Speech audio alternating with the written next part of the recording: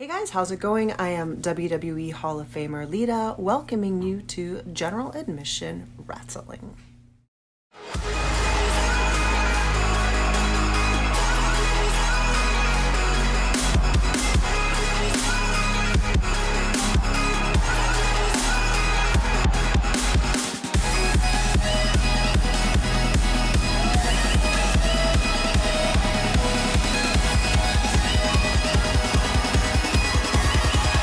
Hey folks, welcome to Atlanta, Georgia. Welcome to GAW Dark. Island Nation is the first team out today. We saw them make their GAW debut last week right here in the former home of the WCW power plant when they beat the Woods Club.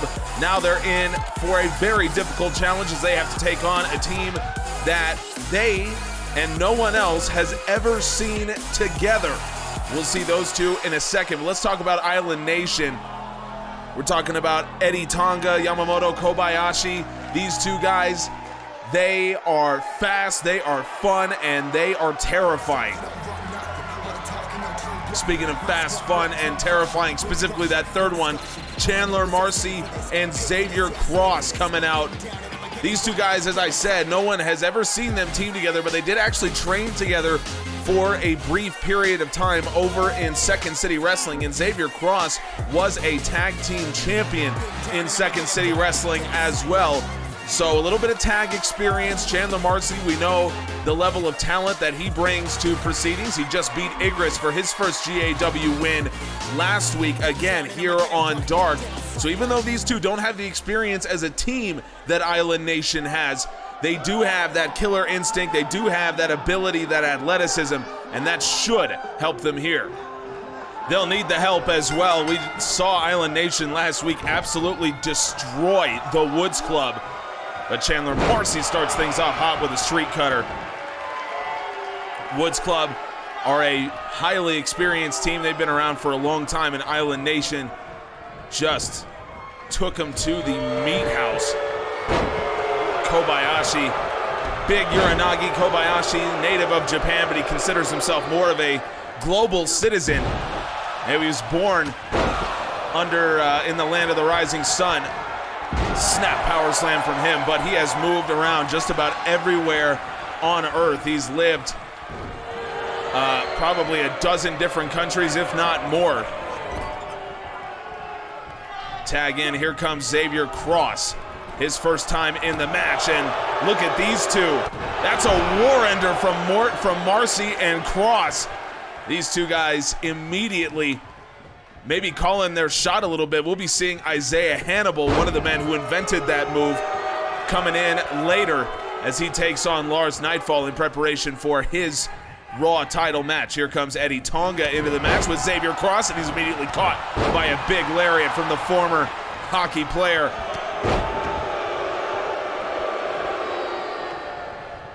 Eddie Tonga from the island of American Samoa, and he fights like it as well. These two guys in Island Nation, they are so fast.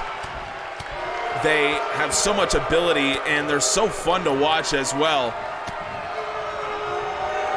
Every time they're on the screen, I am happy to see them. Into the corner goes Cross. Remember, they put Woods Club away with Sunset over the aisles, or just Sunset if you prefer. And we'll see if maybe they can do it again here. Doesn't look like that's going to be the case. Instead, Tonga hangs him up on the top rope, and a double kick right to the head. Cross was in a bad way right there, and now Kobayashi, incredible strength from him. Both these guys, they kind of remind me of the Usos a little bit, and I don't just mean in terms of their background. I think they also remind me of the Usos because both of them are incredibly versatile. There isn't like one muscle and one athlete. So sometimes, like you see, I mean, you can kind of compare Cross and Marcy to that a little bit. But you don't have that with Island Nation. Instead, you've got two guys that are incredibly versatile, and it makes them very difficult to game plan against. And Kobayashi, graveyard shift. Beautiful side slam, and now drags Cross away, all the way over to his corner. That is smart tag team wrestling there from Kobayashi, but Cross kicked out. Very smart play there by Kobayashi to take him away from Chandler Marcy. But unfortunately, that extra second allowed Cross to kick out. Cross now from behind, and Cross looking for a rear naked choke, and he does take him down, and he's got the Cross on the legs.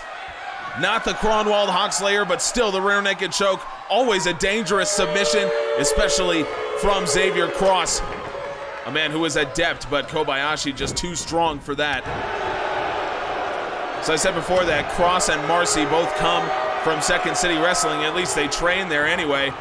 Up onto the shoulders he goes, and Kobayashi with the Koba driver. Look at the high stack cover on that one as well. Here comes Marcy, and it looks like Marcy was able to break it. I'm not quite sure what happened there. Tonga was diving to try to stop Chandler Marcy from breaking it up, and I'm not sure if Tonga caught the referee or what happened, but the Koba driver had surely ended the match. And now Kobayashi again crosses the legs with a slam.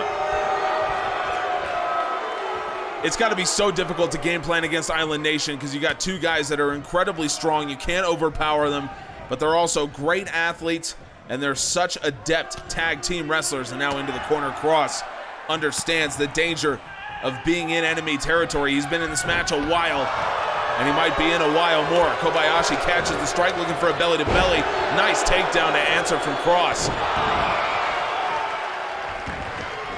So Cross and Marcy trained together. In fact, Xavier Cross was one of Chandler Marcy's first real opponents in Second City Wrestling, where Marcy was for a short period of time. Look at this big swing from Xavier Cross. Fans absolutely love that. The strength. Kobayashi, 275 pounds, and now Cross. Kronwald Hawkslayer is locked in. No, it was not. Kobayashi was able to catch himself right before Cross was able to get the monkey grip and lock it in. What a smart play by Kobayashi. That is absolutely brilliant. And now Cross tossed up, assisted pop-up Samoan drop. Look at the intensity of Eddie Tonga, and I can't get over Kobayashi, how smart he was to be able to stop the Kronwald Hawkslayer from being locked in. That is thinking on your feet. And the amount of time he had to do that, he had about a second and a half to figure out what was going on before the Hawkslayer got locked in, and now Cross dives in. Here comes Chandler Marcy. Cross fights through the stomps from Tonga, and now the bigger former college linebacker in. Tonga ducks the third lariat there, and now Marcy 2-on-1, and Eddie Tonga. Beautiful slam from Eddie Tonga, but Marcy kicked out. That looked a lot like Jeff Cobb's tour of the islands. I absolutely loved that, but Marcy somehow manages to survive now into the corner, and Marcy very smartly fights his way out in a big lariat from Chandler Marcy. We got three big men in this one, and now Marcy looking maybe for a package pile driver or butterfly suplex, but Eddie Tonga counters out. What a lariat. And now Marcy once again left alone here. Tonga, nice takedown, and Tonga tequila sunrise is in for Eddie Tonga. I haven't seen this before from either man, but Tonga, he manages to get Chandler Marcy to tap out. Tequila sunrise, add that to the list of potential hazards when facing Island Nation. We saw several of them, and the Koba driver certainly had the match ended, but a bizarre set of circumstances prevented the referee from making the count. That was the rear naked choke attempt from Xavier Cross that Kobayashi just powered out of. Island Nation now make that 2 for 2 for GAW's newest tag team. What is next for them? We will have to find out. Coming up next, Kristin Sakamoto. She is in the main event of Storm Chaser next Monday. She's got a tune-up match. Kristin's sister, Catherine Sakamoto, has been, I would say, the talk of the town ever since she won the Academy Championship and promptly lost her first match to Valeska Pierce. We now know that the title match between those two will take place at America the Beautiful 2. That is coming in July, so we still have just under a month to wait. We know that Valeska Pierce will be back in action, and she will be facing Kristin, which is why Kristin felt the need to take a tune-up right here.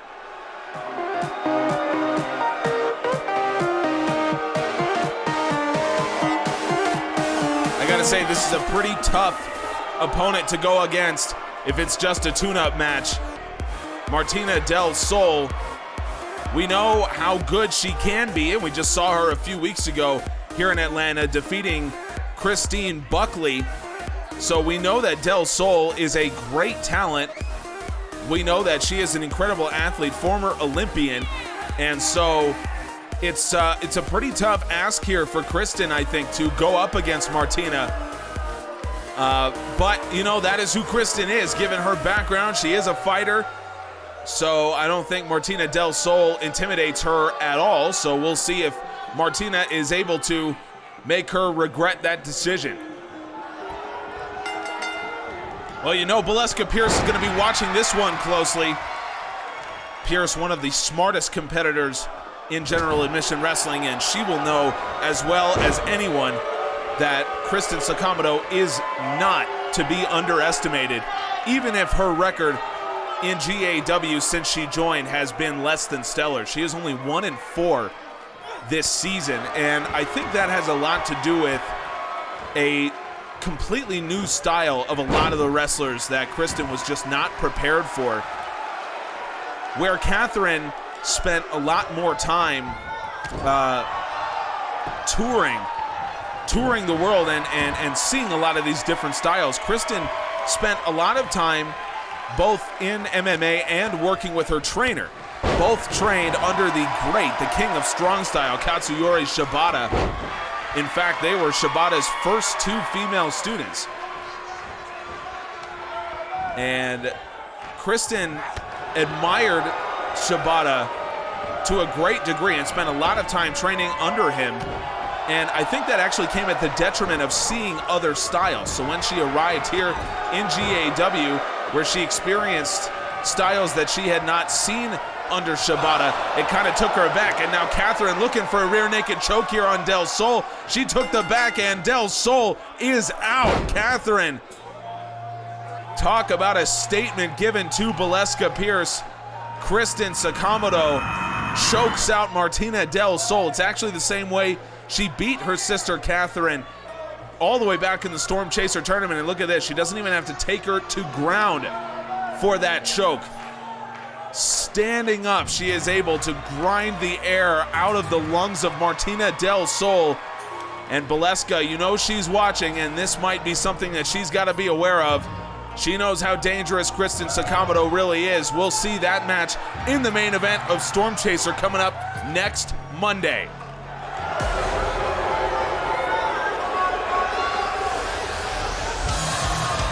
Pete Dunne obviously has a very long history of singles success, but a lot of that, actually pretty much all of it, has come outside of general admission wrestling. Here in GAW, he has been mostly a tag wrestler, which is very interesting, although of course he does journey back and forth to all kinds of other promotions that he competes in.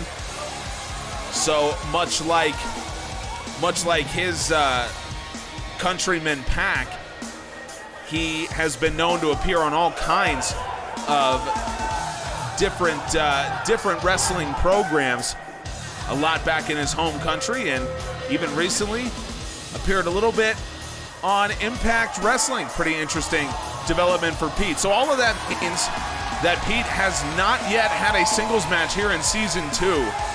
Well, this will be a hell of a way to start, as he will have to take on a man that he is very, very familiar with, a man that he has battled many times in the past, and a man who presents a supreme challenge every time.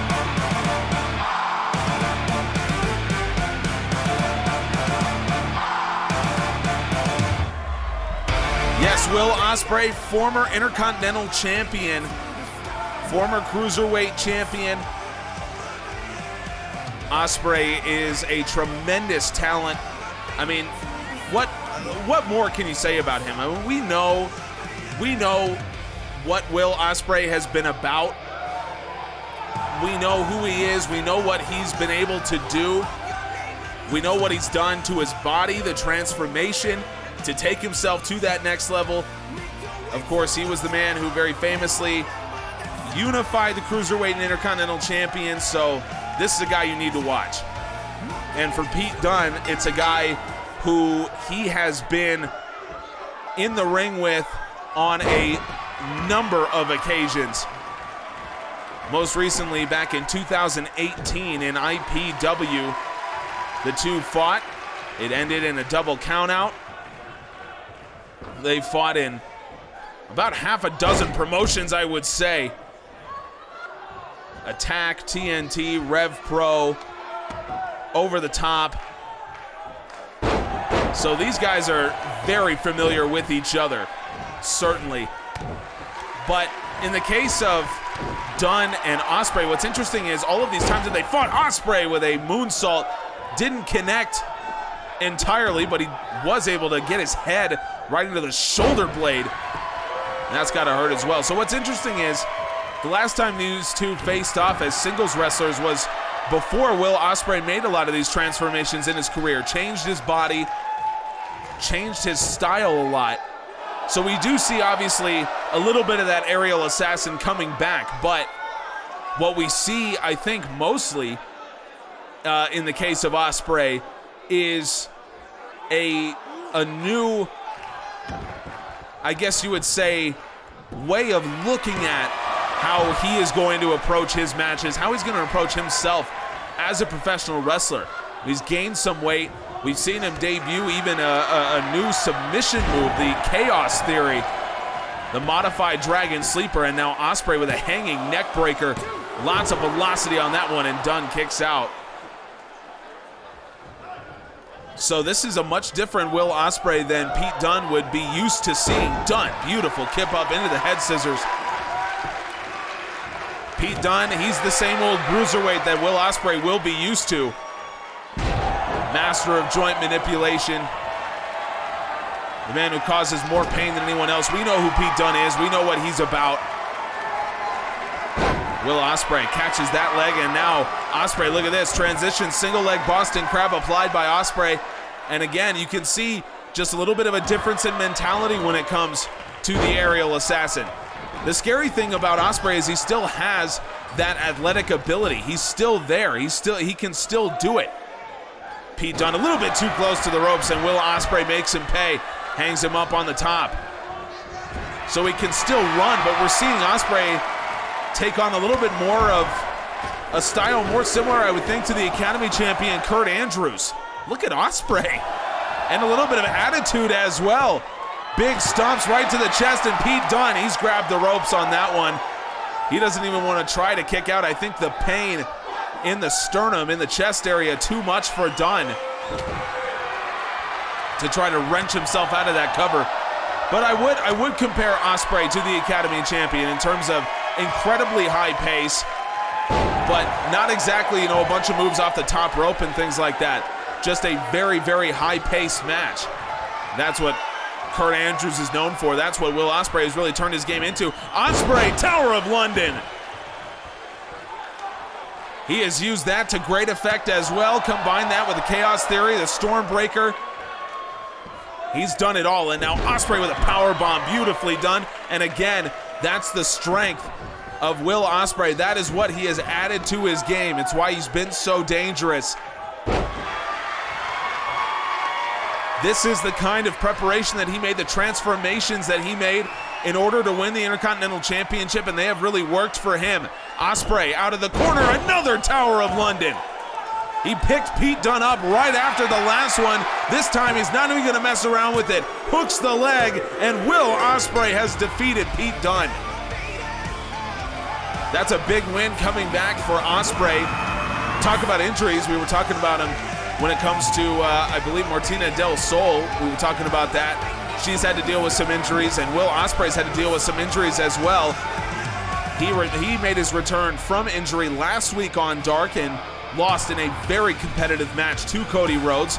So this is his first win back, and it's a big one. Pete Dunne, I mean, we know how dangerous he is in the singles ranks, even if he is not known as a singles wrestler in GAW. So this is a big return here for Ospreay, big win coming back from injury.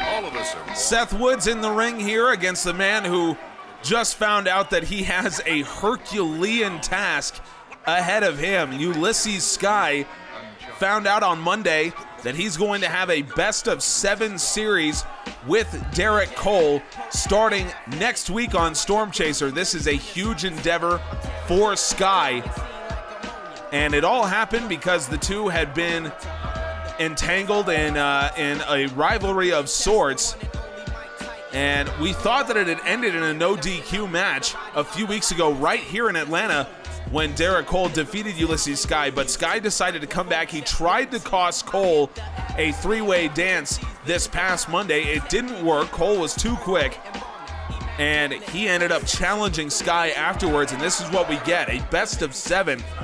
I can't remember the last time we saw one of those in GAW, but we're going to get it between Cole and Sky. Very interesting decision from Commissioner Jason Parker, so this is for Sky to see if he's really in shape for that challenge. And what a challenge it will be. Talk about dealing with Derek Cole for potentially 7 matches. I am intrigued to see this one. It's going to be really interesting. Ulysses Sky now transitions cattle mutilation here from Sky and trying to tap out the much bigger Seth Woods. That's not going to work, but maybe Sky just showing Derek Cole that he's got something in the arsenal here. Seth Woods out of the ring. I don't know what he's doing.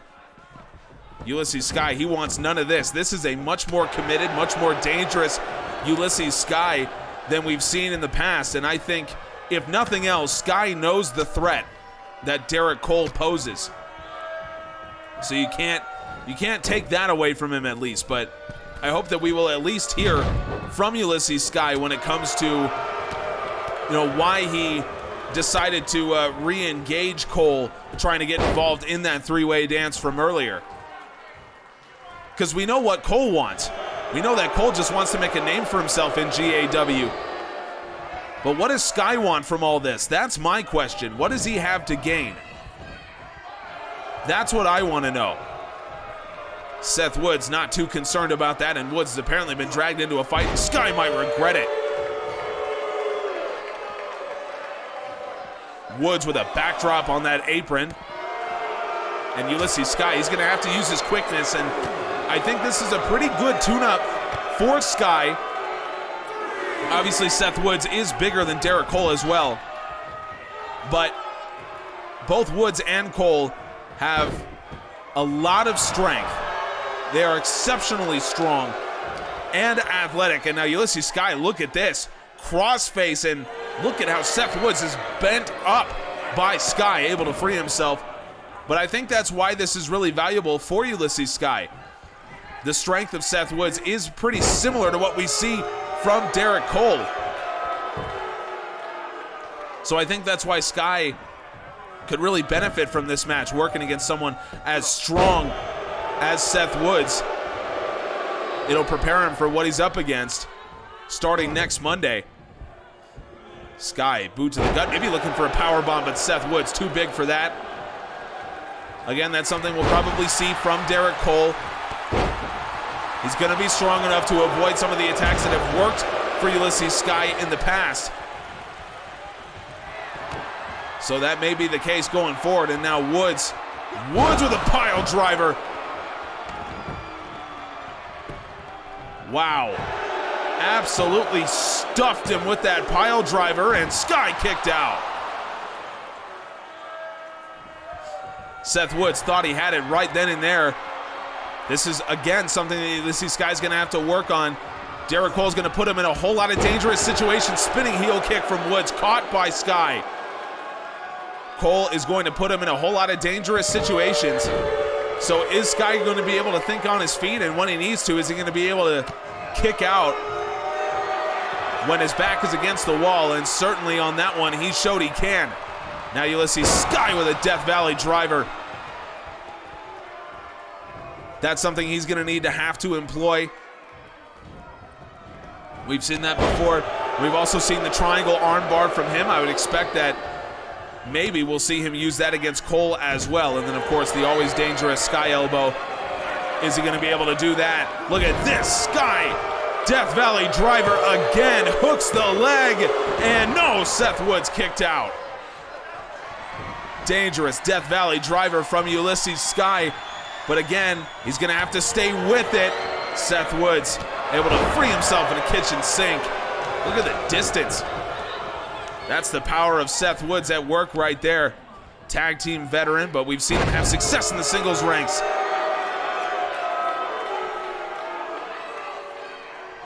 Seth Woods does actually have a singles win. Surprising as that may be, and he fought midnight for the Raw title a few weeks ago. Now up to his feet goes Sky, and Seth Woods again looking for that spinning kick, but Ulysses Sky out of the way. What a boot from Sky. Now you can see he's breathing heavy. This is something that is going to be, I think, concerning for Sky. He's going to have to be physically fit enough to deal with Derek Cole. Former pro athlete is Cole, and Seth Woods blasts him with that spinning heel kick. Very reminiscent of Aleister Black's Black Mass. Seth Woods has been open in his admiration for the GAW World Champion, but no one delivers the Black Mass quite like Aleister Black, and Ulysses Sky able to kick out.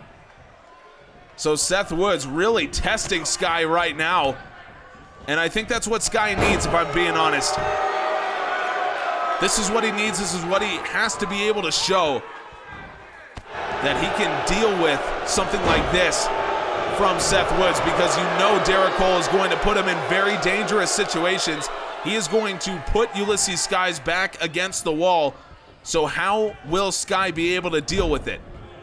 That's what we need to see from matches like this, and Sky does not have a lot of time to figure himself out. Look at this. Sky ducks that lariat, and Sky with a big slam. We've seen him use this before as well. Sky's got a whole lot of strength, and Ulysses Sky, we're going to have to give that one a name, I think. I think he beat Overload with that, if I'm remembering correctly, but Ulysses Sky, this is really something from him. Wow. And you know what? This is valuable for Ulysses Sky as well, for all the reasons that I've mentioned, because he did really have to fight in this one. Death Valley driver, Seth Woods kicks out. Woods hit him with that spinning kick as well. There's another look at that, and you can see Ulysses Sky just crumpling after that one. He may not, Woods, deliver that as well as Aleister Black, but certainly he's got the power behind it. 250 pounds is Seth Woods, and he put all of it behind that kick. But Ulysses Sky, this was valuable for him. He is going to have to do something against Derek Cole to try to will himself into that best-of-7 series. We'll see if he can do it. I don't want to count him out, but certainly the form that Cole's in right now, it's going to be difficult. That best-of-7 begins next Monday on Storm Chaser, so make sure you subscribe so you can see that.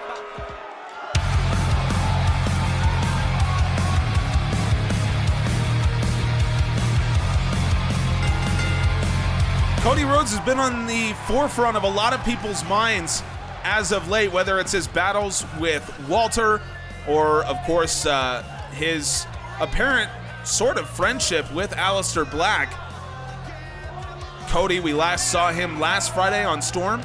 He took down Pentagon Jr. in a great match. And Cody did come out on top of that one, so Cody looking real good as a singles wrestler right now. And so what are his plans going forward? Is he planning on challenging newly minted Intercontinental Champion Bandito? I don't know if that's in the cards.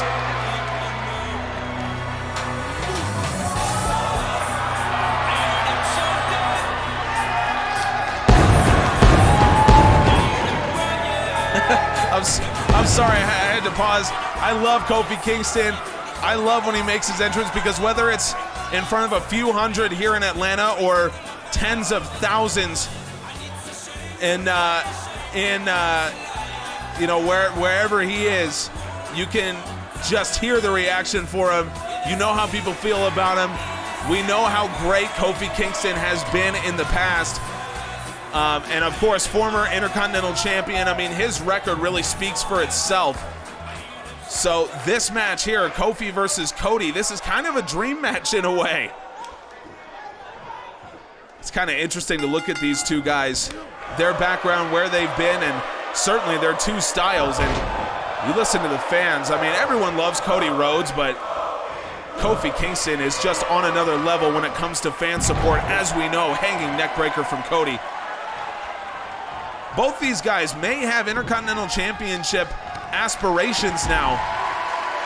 Not that they couldn't have beaten Bobby Lashley, certainly, but looking at someone like Bandito that doesn't have such a clear physical advantage, maybe they're looking at that being a little bit more manageable.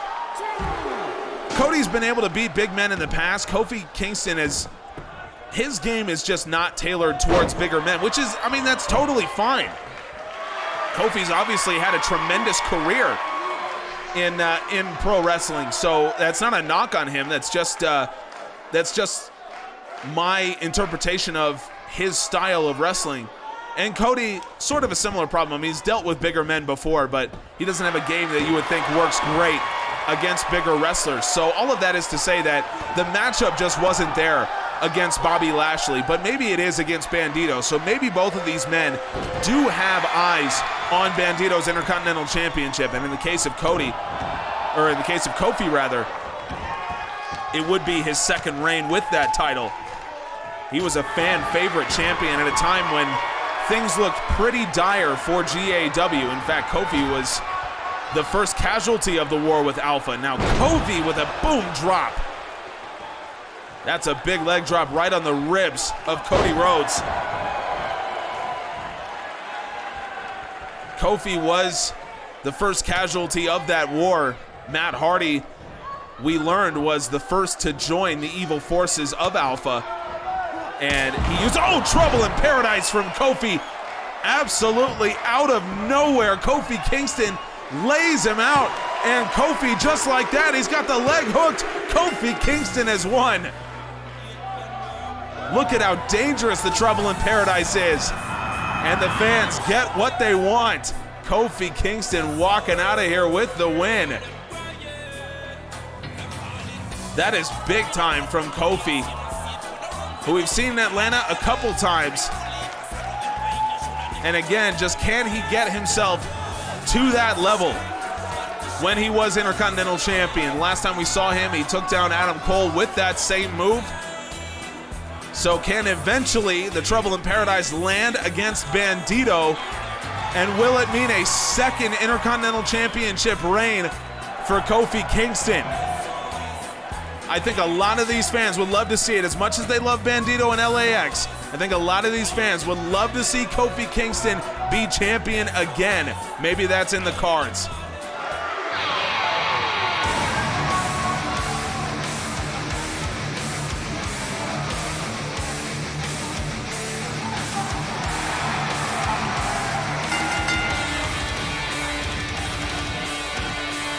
So this is really interesting from Isaiah Hannibal here. Of course, he will be taking on Midnight for the Raw Championship coming up on Storm Chaser next Monday.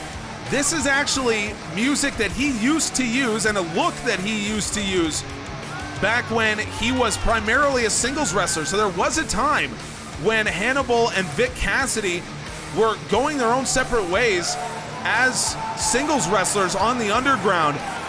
And this from Isaiah Hannibal is very much what that looked like. So it's very interesting. It's very interesting to see this, honestly. Because Hannibal does take this opportunity seriously. Obviously, he was introduced as a tag team wrestler, but he obviously views his chances against Midnight as potentially he could be Raw champion on Monday.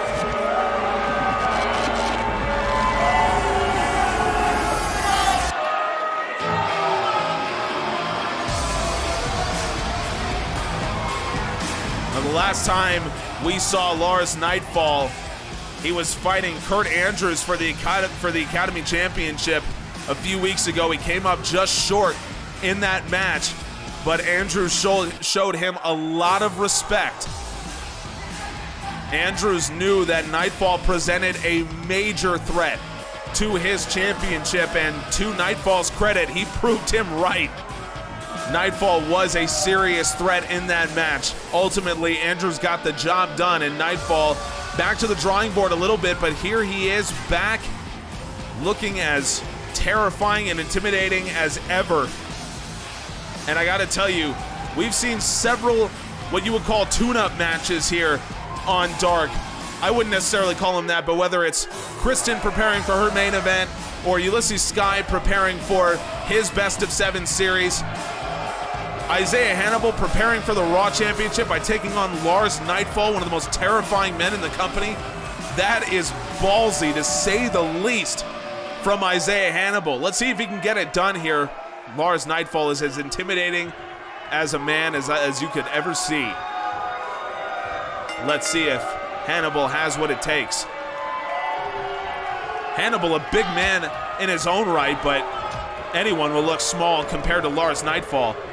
Hannibal's tag team partner, Vic Cassidy, just had a match himself in the singles competition against Flyboy this past Monday on Storm Chaser. Go check that out if you haven't seen it.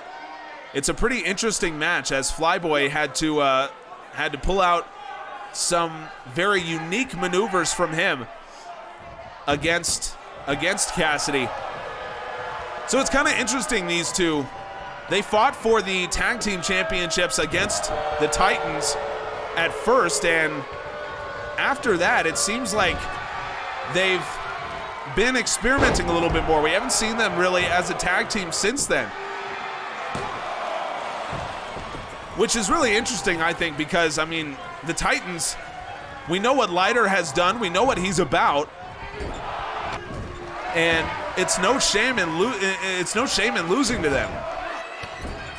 So I'm a little surprised that War has kind of gotten away from tag team wrestling a little bit, but I suppose that does open the door for the Wing Collectors, Andrew Wesley and Frankie Omega. We saw them this past Monday, and maybe it'll open the door as well to Island Nation, who we just saw earlier, and they've gotten off to a 2-0 start. So there are some certainly up-and-coming tag teams that have their eyes on challenging the Titans, although, I mean, with the Titans rules active, you got to wonder who is going to beat Leiter and Dagonite. I mean, that's my question right now. We just saw a couple weeks ago, they took on Mexican Shia and Flyboy. Flyboy left that match right in the middle, and the Titans, using the Titans rules excuse, just decided that they could be in the match at the same time against Mexican Shia. And they were able to clean up pretty easily in that one. So I just wonder who wants to face the Titans right now. And apparently War is willing to experiment a little bit with themselves and figure out who they are and what they need to do to beat Leiter and Dagonite. I don't think War's aspirations of being Academy Tag Team Champions are quite finished. I'm going to be honest with you. Look at this. Hannibal with a beautiful modified Olympic slam. Wow, that is pretty, and the strength that it takes. Nightfall still kicks out. Hannibal should expect more of that from Midnight. Knowing who Midnight is, how he comes into the match, I think Hannibal's got to expect that Midnight's going to be as resilient as Lars Nightfall. Kurt Andrews found that out, and maybe Hannibal will as well. Beautiful half and half suplex. Absolutely plants Lars Nightfall. Sometimes it's just the simple things that can get the job done, and in the case of Hannibal, that half and half suplex has done the job. Hannibal was a pretty talented singles wrestler in his time in the underground. Again, he and Cassidy, War, they're known mostly for their exploits as a tag team. Over a dozen tag team championship reigns all over the underground. So that's really what they're known for, of course. But, you know, Hannibal's had a pretty successful singles career himself. Lars Nightfall, though, he doesn't care about any of that. Tombstone pile driver from the big man. The man that Eddie Hernandez himself wanted to involve to protect the GAW Academy cover and a kick out from Hannibal. But Eddie Hernandez brought this man in. Hernandez had done some scouting. He knew who Lars Nightfall was. He knew who he was bringing in. Nightfall has lived up to the billing, and now Nightfall looking for Nightmare, but Hannibal, he does the smart thing, and now Hannibal again drives him with the half and half suplex. Hannibal knew exactly what he was doing. He knew exactly what was coming from Nightfall, and now Hannibal into the top wrist lock from the grounded position. This is the strategy that Hannibal learned on the underground when from night to night you might face a 160-pounder who can do 10,000 degree jumps off the top rope, and the next night you could face a 400-pounder former strongman or something. Lars Nightfall would certainly fit more into the latter category. Has a claim to be the strongest man in GAW, and that is quite an accomplishment when you consider that our company features a former world's strongest man in Overload.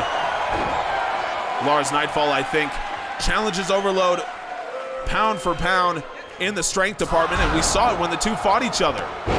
A brutal street fight between the two, if you'll remember back before Bash at the Beach. Nightfall now off the ropes, and Nightfall just cuts him in half with a crossbody. He's got some athleticism about him as well. And now Nightfall has him up again. Lars Nightfall for the second time with a tombstone pile driver. And this time he's not going to mess around with a cover on Hannibal, and maybe that's a mistake. Hannibal with an educated elbow finds him right on the bridge of the nose. Right hand strike caught by the big man, and now Nightfall looking for an elbow himself, and Hannibal again, that strike caught by Nightfall. Man, Nightfall knows what he's doing, doesn't he? And now up onto the top rope he goes, and Nightfall with an elevated flatliner. Speaking of flatline, that might just flatline Isaiah Hannibal. Nightfall with the cover, and Hannibal manages to kick out. Referee wanted to make sure that he's okay, and maybe Hannibal wishing that he took a little bit more time. Nightfall, I think, again looking for Nightmare, but this time Hannibal knows what he's doing, and a big thrust kick. Hannibal lays him out, massive thrust kick right to the jaw, and again Nightfall kicks out. What is Isaiah Hannibal's kill shot? What can he do here? What would really trouble Midnight? I don't actually know, and I think that is the issue. I think that's going to be a problem for Midnight. Big bicycle knee strike. You can go back and watch Hannibal's old film from when he was wrestling in the singles ranks, but that is fairly hard to find. And also, I mean, it's been a little while. Hannibal has not fought seriously as a singles competitor in 4 years. Ever since then, he's been focusing on his tag team with Vic Cassidy, and certainly there's been a whole lot of success and gold there to be found. But that means that Midnight going against the singles guy, he just has no idea what he's fighting. But of course, Midnight does know that. He specifically requested Isaiah Hannibal. Says Hannibal has defined the tag team scene. Hannibal now, pump handle, face breaker. Wow, maybe that's the kill shot from Isaiah Hannibal. And yes, in this match, it certainly is. Isaiah Hannibal and Lars Nightfall. These two battled. This is my favorite match of the night by far. Lars Nightfall gave Isaiah Hannibal everything he had to offer. 2 tombstones, multiple nightmare attempts, but it just was not enough. And for Midnight, what are you looking at here? And Lars Nightfall trying to attack Isaiah Hannibal after this grueling match. I have not seen this from Nightfall in GAW, but Nightfall has decided that, I don't know if he doesn't like the result or what the hell's going on here, but Nightfall I got no words, folks. For a man who was specifically endorsed by Eddie Hernandez, this is a pretty despicable act here from Lars Nightfall, and what potential implications could this have on the Raw title match coming up next Monday? Isaiah Hannibal will still be in that match, presumably, unless Nightfall sends him to the hospital. This, I think, asks a lot more questions than it answers, but folks, thanks so much for joining us here on Dark. We'll try to sort this whole situation out, maybe hear from Lars Nightfall, but until then, please subscribe. We appreciate you.